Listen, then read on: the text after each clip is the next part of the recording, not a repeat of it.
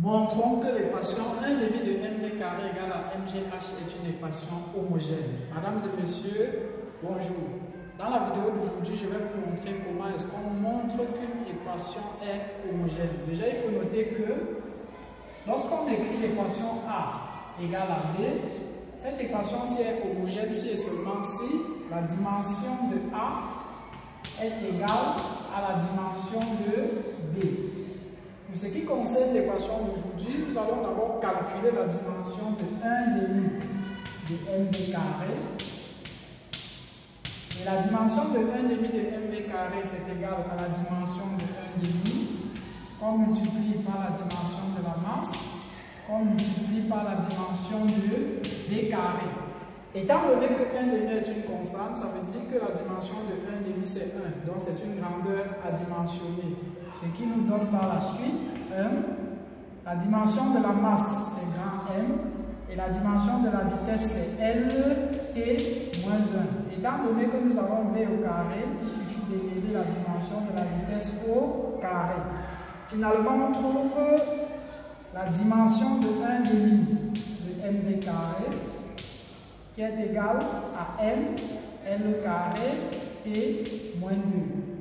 Par la suite, vous allez également évaluer la dimension de mgh. Et si la dimension de mgh est égale à ml carré, t moins 2, on pourra donc conclure que l'équation 1 demi de mv carré égale à mgh est une équation homogène. Par la suite, nous allons trouver la dimension de mgh. Et si la dimension de mgh est égale à la dimension de 1 demi de mv carré, nous pourrons donc conclure que cette équation est une équation homogène. La dimension de mgh, ça nous donne la dimension de la masse, qu'on multiplie par la dimension de g, qu'on multiplie par la dimension de h.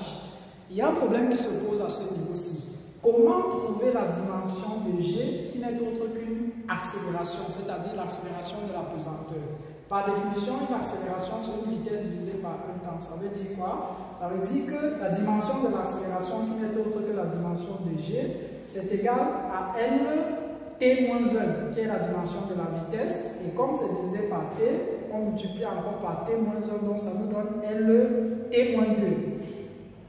En définitive, nous pouvons conclure que la dimension de mgh est égale à la dimension de la masse.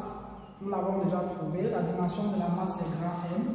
La dimension de G, ce n'est autre que la dimension d'une accélération, c'est-à-dire L T moins 2, qu'on multiplie par la dimension de H. Étant donné que H est une distance, sa dimension c'est L. On trouve finalement la dimension de mgh qui est égale à m L carré T moins 2. Et qu'est-ce qu'on constate? On constate que la dimension de mgh, c'est également la dimension de 1 demi de mv carré. Donc nous pouvons conclure que l'équation 1 demi de mv carré égale à mgh est une équation homogène. Très bien. Si vous avez aimé dans la vidéo, je vous conseille de vous abonner et de cliquer dans le lien en description de la vidéo pour trouver d'autres exercices que nous allons laisser dans le groupe WhatsApp. Merci.